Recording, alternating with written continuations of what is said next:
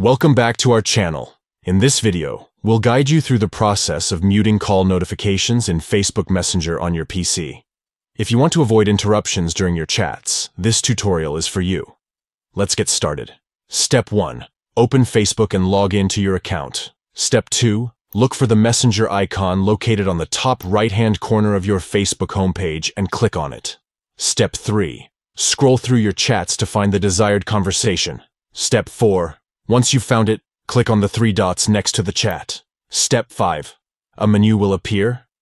Select Mute Notifications. Step 6. Another menu will appear.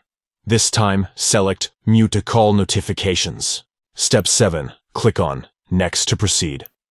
Step 8. Choose the desired time period for muting the call notifications. Step 9. Finally click on Mute to confirm. And there you have it. You've successfully muted call notifications in Facebook Messenger on your PC. This allows you to have uninterrupted chats without being disturbed by incoming call alerts.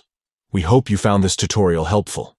If you did, don't forget to give this video a thumbs up and subscribe to our channel for more useful tips and tutorials. Thanks for watching.